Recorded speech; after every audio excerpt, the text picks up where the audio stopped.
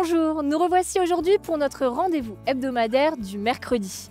Aujourd'hui, nous avons choisi de vous faire découvrir le moulin Arnette. Ce moulin situé à Volminster est actif depuis le XVIe siècle et est connu et reconnu pour ses produits de qualité. De son côté, Marie-Morgane a choisi de nous faire découvrir un autre lieu de qualité, le restaurant L'Argousier situé dans la commune. Suivons-la. Chers parents, aujourd'hui c'est depuis Volminster que je vous écris. Pour le repas, j'ai tenté un restaurant gastronomique. J'ai fait une halte dans l'un des restaurants du village, L'Argousier.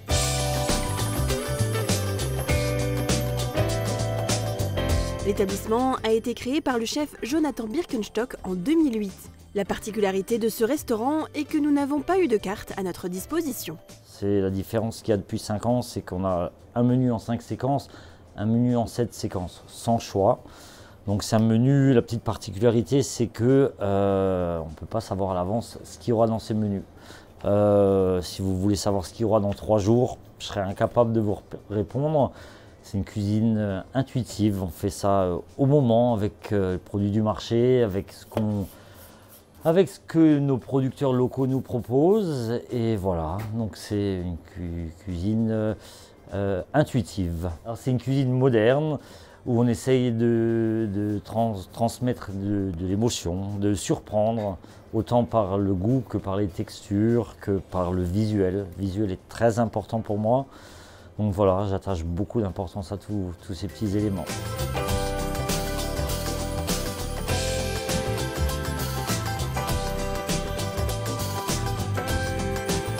Jonathan Birkenstock a plusieurs casquettes. Il gère la cuisine, il s'occupe aussi de prendre les commandes des clients en salle. Il peut compter sur sa petite équipe pour l'épauler.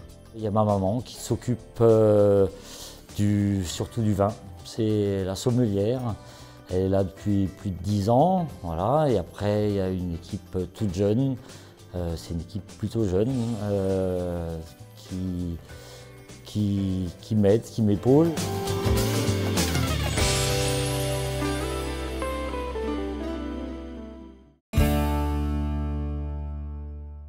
Bonjour Jean-François, merci de m'accueillir dans ton moulin. Tu es donc le nouveau propriétaire de ce lieu.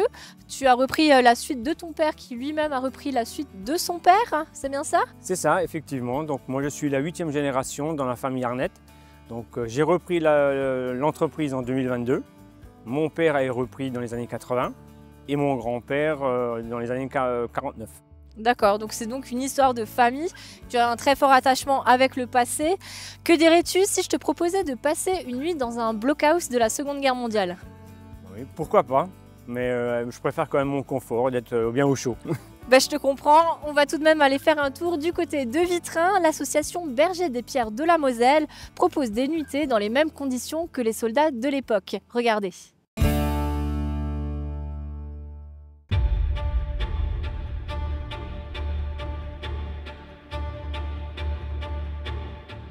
C'est dans ce blocos situé au bord de la départementale 33 que nous allons passer la nuit.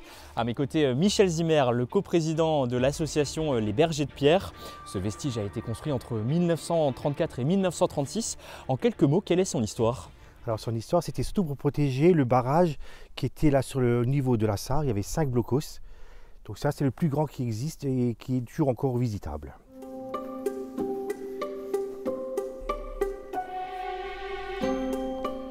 On entre à l'intérieur, retour en 1940. Oubliez le confort moderne si ce n'est d'avoir de l'électricité grâce à un panneau solaire installé sur le toit. On se sent d'ailleurs assez à l'étroit, ça fait seulement 20 mètres carrés. Combien de soldats vivaient ici en même temps? Entre 8 et 10 hommes. Et c'était donc des fantassins du 133e régiment d'infanterie qui n'étaient pas là en permanence. En principe, ils étaient 2 en surveillance. C'était juste au cas où on était attaqué qu'ils étaient de 8 hommes à l'intérieur. En termes de décoration, on a toutes sortes d'objets d'époque. Est-ce que vous pouvez nous en présenter quelques-uns? Bien sûr. Alors déjà, vous avez les mannequins qui sont à peu près comme à l'époque, la tenue d'époque. Donc ça, c'est le capitaine du régiment. Ensuite, vous avez les masques à gaz militaires et civils.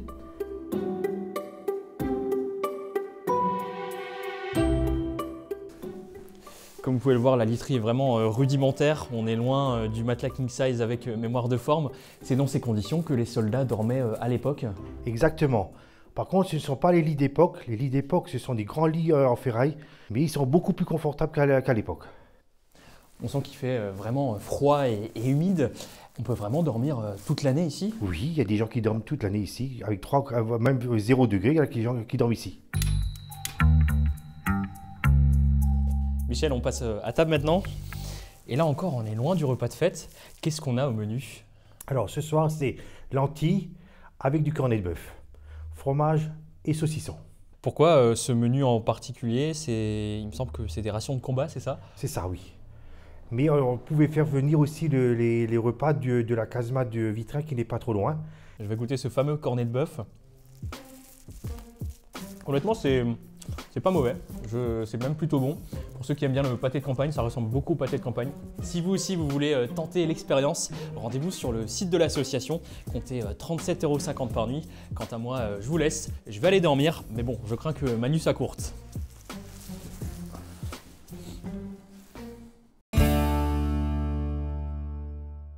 Nous sommes ici au cœur du moulin. C'est ici que tu fabriques la farine. Est-ce que tu peux m'en dire plus sur son fonctionnement? Donc là, les appareils à cylindres que tu vois là, ce sont des appareils à cylindres d'après-guerre que mon grand-père avait installés. Ah oui, donc c'est bien ancien. Donc, et ça tourne toujours.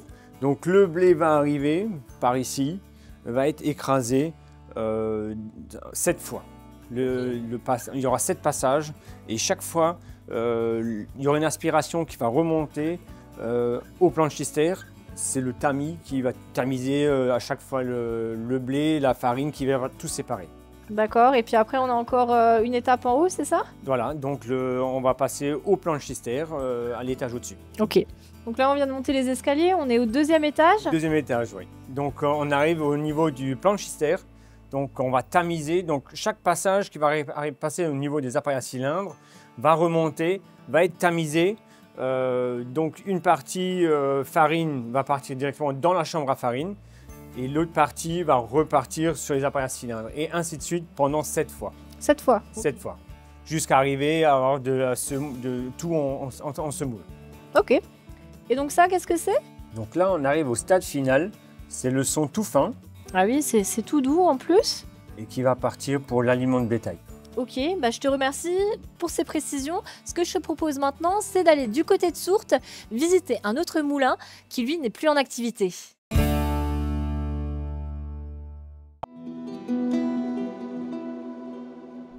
En forêt de Sourtes, la Paulus-Mühle avait presque disparu, victime du temps et des éléments.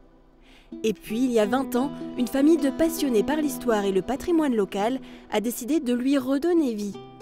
Avec un soin particulier, elle a préservé l'authenticité des lieux et restauré ce moulin ancestral en respectant chaque pierre, chaque objet qui nous relie au passé.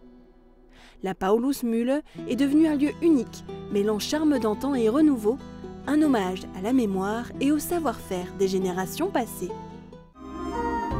Le site est délaissé dans les années 60 jusqu'au rachat par la famille Schmitt dans les années 1990. Alors Tommy, toujours au boulot? Bah oui, toujours en train de bricoler un petit truc. Bien sûr.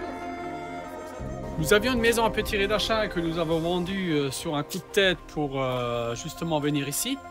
C'est un lieu qui était à vendre et quand j'ai entendu que c'était à vendre, en fait, je ne tenais plus en place parce que quand j'étais petit, venant de Sourtes, nous avons passé beaucoup de temps ici avec les copains et puis c'était un peu un rêve.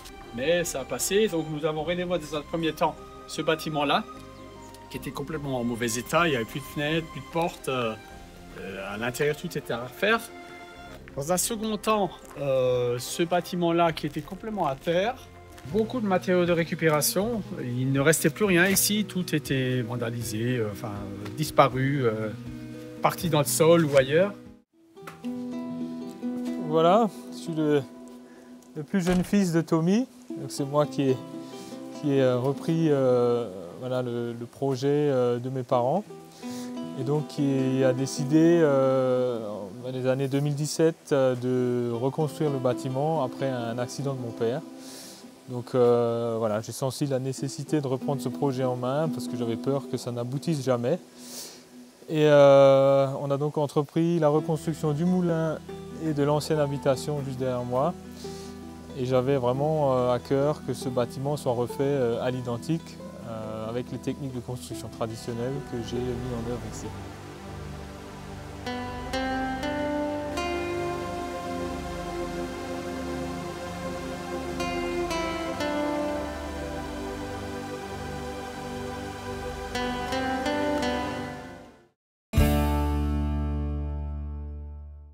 Donc quels sont tes clients? Je suppose les touristes, les habitants du secteur, mais pas que?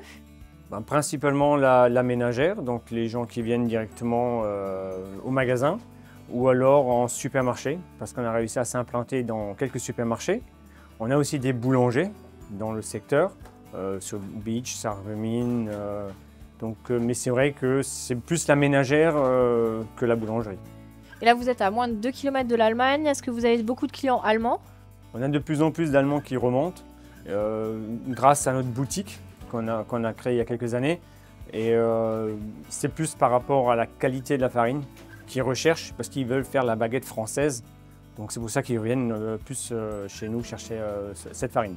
Et avec cette proximité géographique, est-ce que tu parles le platte? Tu aurais un dicton peut-être? Oui, Glück zu. Et tu sais ce que ça veut dire, d'où ça vient? Non, on a tout chez les meuniers, on dit toujours ça, donc on nous le dit. Ok, et bah très bien.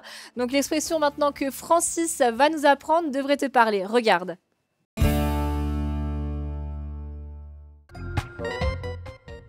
Olken bald vor Müll.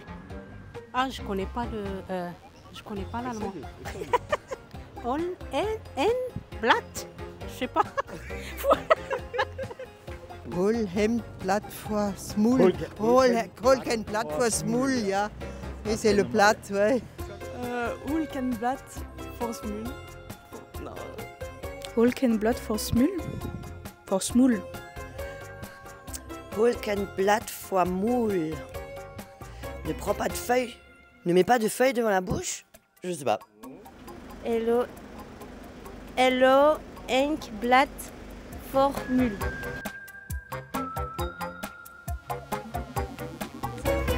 Ça veut dire ne mâche pas tes mots. C'est du patois.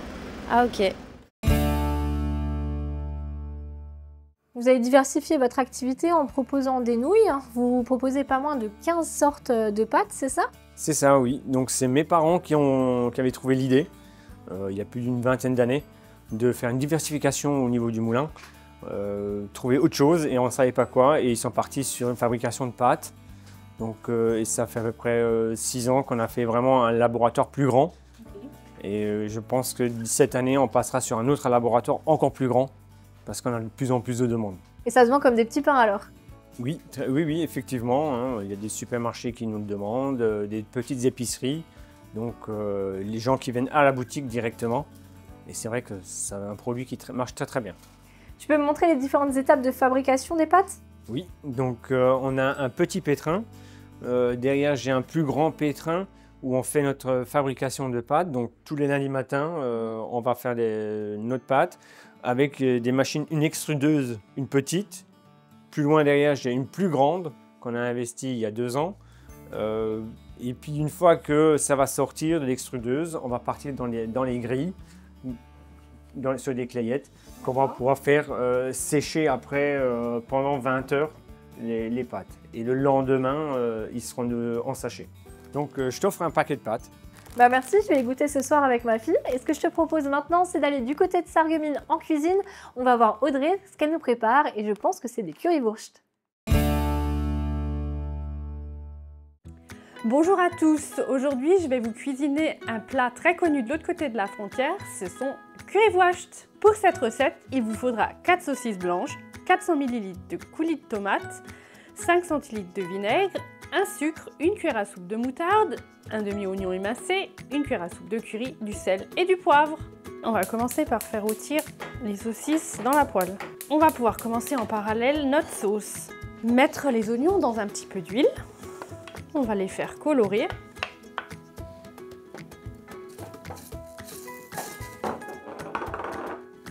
On rajoute le vinaigre, la moutarde,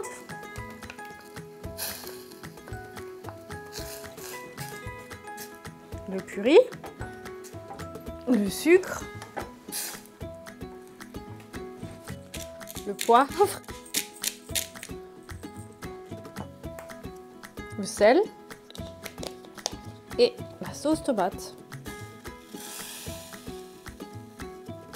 On mélange le tout et on laisse mijoter une dizaine de minutes. On pense à tourner les saucisses.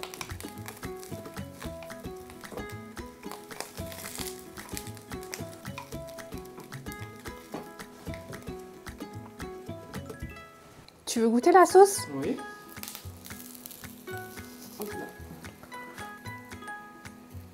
Elle est bonne. Voilà, nos saucisses sont cuites, reste plus qu'à les couper en rondelles et à les mettre dans la sauce. On va couper nos saucisses en rondelles.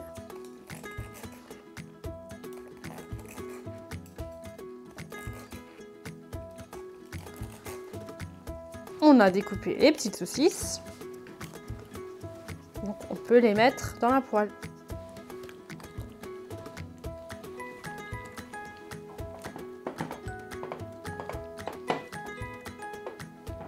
Voilà, on laisse mijoter quelques minutes et c'est prêt.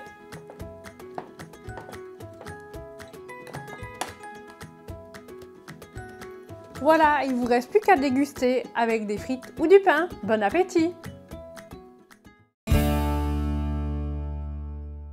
Est-ce que tu peux me donner un ordre d'idée des ventes que tu fais en pâte et puis en farine? Donc en pâte, on passe à peu près 350 kg de pâte par semaine. Ah oui. Donc ça représente à peu près plus de 1000 sachets en Ok, pâte. bah c'est énorme. Hein. Qui est vendu en supermarché ou en épicerie. Et en farine, on tourne à peu près entre 5 à 6 tonnes de farine par semaine. Ah oui, on a du mal à s'imaginer, hein, c'est vraiment En période énorme. de Noël, c'est plus. Ok. Parce que les gens font beaucoup de biscuits dans le pays de Bitche. Donc là, on peut monter jusqu'à 7 à 8 tonnes de farine par semaine. Dans votre boutique, vous avez aussi beaucoup de produits locaux, à ce que je vois? Oui, on a fait un choix de chercher des producteurs locaux pour réussir à les faire découvrir, pour qu'ils puissent aussi en vivre de leur métier. Ok, bah super. Moi, ce que je te propose maintenant, c'est d'aller du côté de Sarreguemines. On va rejoindre Sandrine, qui elle aussi nous fait découvrir des objets très locaux. Regardez. Hop là, c'est l'heure de jouer. Alors les conditions météo ne sont pas réunies aujourd'hui, mais ça ne va pas nous empêcher de passer un bon moment. Et pour ça, je suis accompagnée aujourd'hui de Camille et Louane. Est-ce que ça va? Oui, ça va. Vous êtes en forme? Alors, est-ce que tu peux nous dire d'où tu viens? Je viens d'Alsace et mes grands-parents habitent à Eckenransbach. Ok, donc tu connais quand même un petit peu le territoire. Un peu. Un tout petit peu, on va voir ça. Et toi, tu habites où? Je viens de Sarreguemines, j'habite à Sarreguemines. Oui. Ok, bon bah super, on espère que vous allez trouver les bonnes réponses. Alors pour le premier jeu, ça va se jouer à l'aveugle. Vous allez devoir deviner quel objet emblématique du territoire se trouve dans cette boîte. Alors Camille, c'est à toi de commencer, je vais te laisser mettre les mains dans la boîte et découvrir ce qui se cache à l'intérieur. Alors il va falloir que tu me décrives ce que tu sens, à quoi ça ressemble. Ça ressemble à une assiette. Ok.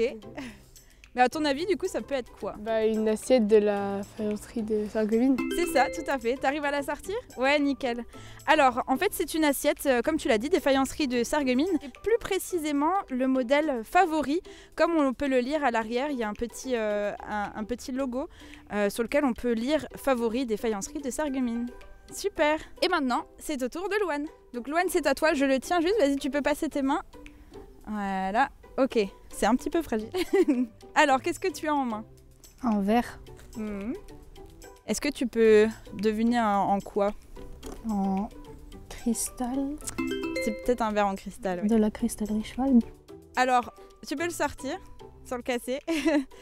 Alors, c'est effectivement un verre en cristal, mais c'est pas la cristallerie Schwalbe, c'est de la cristallerie de Saint-Louis-les-Bitches. Et là aussi, en fait, c'est une pièce qui est signée et qu'on peut les reconnaître comme ça. C'est en dessous du verre, c'est gravé, il y a 2 initiales, S et L. Et du coup, c'est comme ça qu'on les reconnaît. Voilà. Donc, c'est un sans faute pour nos 2 concurrentes et on passe maintenant au second jeu. Vous aurez face à vous une carte vierge sur laquelle vous devrez replacer une commune. Et pour toi, Camille, ce sera la commune de Bitche. Alors, est-ce que tu saurais la replacer sur cette carte? Alors déjà, pour te donner un indice, l'Alsace est vers le bas et au-dessus, on a l'Allemagne. Donc pour te resituer un petit peu. Ici. Ok. Bah, on va tout de suite regarder les résultats. Et tu es tombé sur Beach. Bravo, félicitations, bah, ton intuition était bonne. Hein. J'ai eu de la chance. Oui, tu as eu un peu de chance, mais bon, je t'ai bien aidé. Oui, c'est vrai. Et on passe maintenant à Louane. Et pour toi, ce sera Großbiederstroff. Ok. Il me semble que tu la connais en plus, normalement. Mm. Alors, à ton avis, où est Großbiederstroff sur cette carte? C'est là. Alors, ça aurait été peut-être plus simple, j'avoue, si je t'avais dit où était Sarreguemines, parce qu'en sachant ça, c'est absolument pas là. Tu l'aurais peut-être pas placé au même endroit. Alors du coup, est-ce que tu vois où est Großbiederstroff? Là. Au-dessus de Sarreguemines, ouais. C'est ça. Bon, c'est pas grave, pour cette manche-là, comme il s'en est mieux sorti, on passe à la suivante. Et pour ça, on va sortir les buzzers et je vais vous poser 2 questions tirées du jeu du pays de Sarreguemines Beach. Et il faudra être le plus rapide à buzzer et avoir la bonne réponse. Première question. En 2 mots, quelle expression lance-t-on lors des Kappensitzung, des cavalcades ou plus particulièrement à Carnaval? Hop là. Allez, Non, c'est hop. pas ça. Allez, C'est hop. allez hop. Alors, ça fait une bonne réponse. Où est tournée cette télé-réalité dont les héros sont des cigognes? En Alsace. En Alsace? Non, c'est pas la bonne réponse. Est-ce que tu as une idée? Je sais pas. Non plus. Eh bien, c'était les cigognes de Sarralbe. En fait, il y a une webcam qui est installée au-dessus du toit de la mairie et elles sont filmées en permanence et du coup, c'est devenu des vraies stars d'Internet. Voilà. Bah, en tout cas, j'espère que vous en avez appris un peu plus sur le territoire et que vous avez passé un bon moment avec moi. Super. Bah, en tout cas, moi, j'étais très ravie de vous avoir. Merci à toutes les deux et puis j'espère que vous avez aussi passé un bon moment devant votre écran et on se dit à la semaine prochaine pour de nouveaux défis.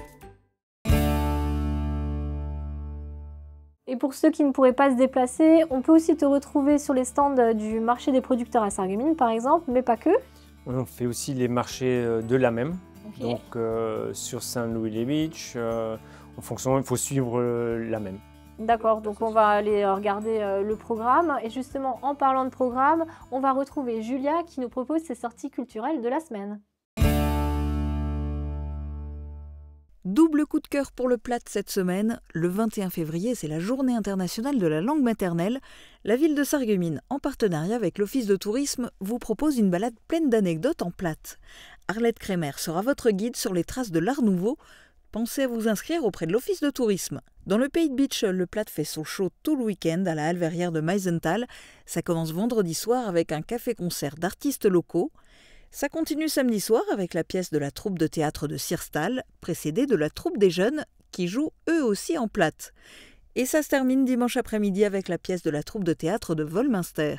Le tout est organisé par la CCPB et les recettes des entrées seront reversées à des associations caritatives. Coup de cœur concert au Domino's Bar à Lemberg vendredi soir. Quentin Sauvé sera d'abord en solo pour une première partie guitare-voix. Vous le retrouverez ensuite à la basse dans le groupe Tiny Voices qu'il a intégré en juin 2024. Soirée punk rock hardcore au Domino's Bar. Ouverture des portes à 20h, entrée à prix libre. On termine cette sélection avec le film Coup de cœur de la semaine au Cinéma Forum à Sarreguemines. C'est le directeur Jean-Marc Carpels qui va vous en dire plus. Alors mon coup de cœur cette semaine, c'est un film qui est déjà à l'affiche, The Brutalist avec Adrien Brody, un film vraiment surprenant tant par la forme que par le sujet dont il traite, l'histoire d'un architecte hongrois qui, après avoir pu échapper au camp de la mort en Allemagne, se sauve avec son épouse et émigre aux États-Unis, en Pennsylvanie plus précisément, pour vivre un peu le rêve américain, mais malheureusement ce rêve américain ne va pas forcément se dérouler comme il le pensait. C'est un film vraiment poignant qui a été salué par la presse, par les critiques et qui est salué également par les spectateurs puisqu'il bénéficie d'une notation dithyrambique en retour. Le film a fait l'objet déjà de nombreux prix, notamment 3 Golden Globes, à la fois meilleur film, meilleur réalisateur et meilleur acteur pour Adrien Brody. Et le film est nommé 10 fois aux Oscars.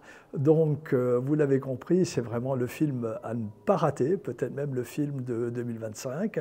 Un film long, donc on se plonge en salle pour plus de 3h30, avec une surprise au milieu, un entracte.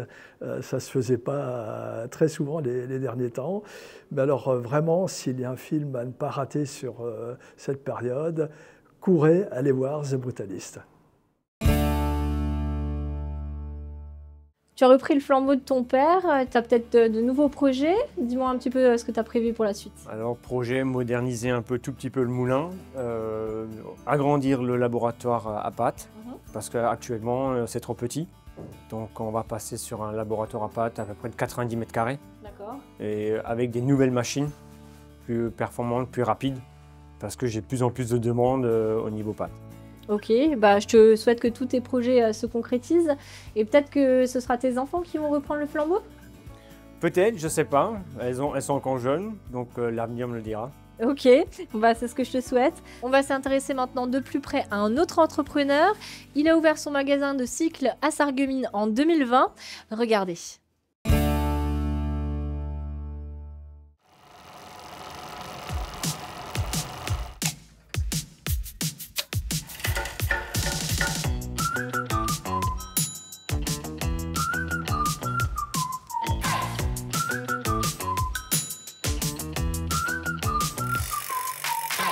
Je suis né à Saint-Avold et j'ai vécu une grande partie de mon enfance à Ernie, à 20 bornes de Saint-A, direction Pont-à-Mousson en gros pour faire simple. Et j'ai bossé pas mal de temps à Saint-A pour arriver après à Sarreguemines. J'ai démarré le vélo par la compétition, enfin pas trop par la compétition. En fait au départ, comme beaucoup de monde, maison, premier mariage, enfant, prise de poids, prise de conscience, il faut que je fasse du sport. J'ai fait à peu près 15 années de football. J'ai dit bah tiens pourquoi pas faire un peu de vélo, c'est un sport porté, ça va pas trop me faire de mal. Puis finalement, il s'avère que j'étais pas trop mauvais, paraît-il. Et moi, je viens de l'automobile à la base. Je suis chez des techniciens experts chez Citroën. Et mon magasin de vélo à Saint-Avold cherchait un technicien atelier. Finalement, bah, j'ai dit tiens, pourquoi pas. Je faisais déjà mes vélos chez moi à l'atelier, à la maison. Et voilà comment je suis arrivé dans la technique du vélo. Voilà. 10 ans plus tard, j'ai dit tiens, pourquoi pas créer ma boîte. Alors pourquoi je suis venu à Sarreguemines? Belle question. Déjà, c'est une ville que j'aime bien, c'est une belle ville. Je trouve qu'il fait bon vivre, ça c'était déjà quelque chose. Plus simple, on croit que c'est plus simple. Beaucoup de gens m'ont dit ouais, tu vas régler des freins, des chaînes. Les pièces sont petites, c'est miniaturisé. C'est pas forcément plus facile parce que ça casse vite. Il faut être minutieux, précis. J'aime quand ça fonctionne bien. Donc j'aime quand le client, j'aime les choses impossibles. Le client m'arrive, il va arriver, il va dire ouais, ça je sais pas si tu vas y arriver. Ça me plaît déjà. Moi, il faut déjà qu'il y ait un résultat. Il faut quelque chose de concret.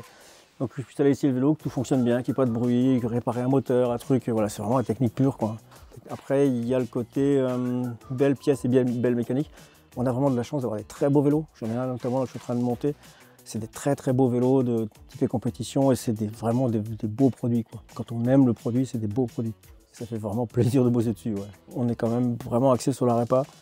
Parce qu'il y a un vrai savoir-faire à transmettre, il y a des réparations qui ne sont pas si simples que ça, contrairement à ce qu'on peut croire. Ça reste des engins terrestres, c'est-à-dire qu'il y a quand même des organes de sécurité qu'il ne faut pas négliger, notamment les freins, les roues. On est sur la route, c'est ouvert au public, je veux dire, il faut quand même faire attention, ne pas faire tout et n'importe quoi. Et je propose aussi de l'étude posturale, ça c'est du positionnement plus perfectionné déjà sur des vélos de route notamment, où vraiment on passe 3 heures avec le client pour vraiment mettre le vélo à sa morphologie. Et ça c'est aussi un gros plus qu'on ne trouve pas vraiment dans la région, quoi. On est deux là avec Nico, ça se passe vraiment bien, on est complémentaires. J'ai pas envie de plus, j'ai pas envie d'une grosse boîte qui va vendre du vélo et réparer. Et j'ai pas envie non plus de rester tout seul parce que tout seul c'est un peu plus compliqué à gérer en termes d'horaire, en termes d'accueil des clients, etc. Prendre le plaisir où il y a du plaisir à prendre, bosser parce qu'il faut bosser, il faut bien se nourrir. Mais l'idée c'est le plaisir avant tout, c'est vraiment le plaisir, il faut qu'on dégage une certaine autosatisfaction. Aussi bien dans le terme de plaisir que dans le terme de la réussite, que dans le terme où le regard des autres, c'est important aussi, même si c'est pas primordial. L'idée, c'est de se coucher le soir et de se dire bon, ma journée finalement était plutôt sympa et on verra bien demain ce qui se passe. Voilà.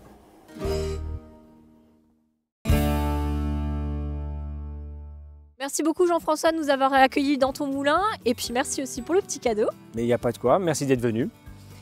Si vous êtes dans le secteur, n'hésitez pas à aller faire un tour, vous y serez, j'en suis sûre, très bien accueillis. Il est déjà temps pour nous de nous quitter. Je vous donne rendez-vous la semaine prochaine dans un autre lieu et avec un autre invité. Et hop là!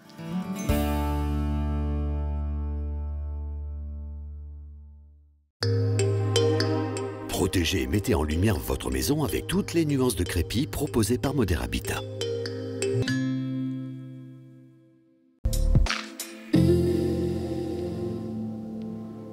Bonjour tout le monde, la journée de demain sera à nouveau plus grise avec de possibles averses.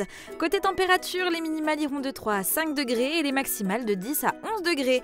Demain nous fêtons les aimés et il fera jour de 7h30 à 18h. Passez tous encore une belle journée et à demain!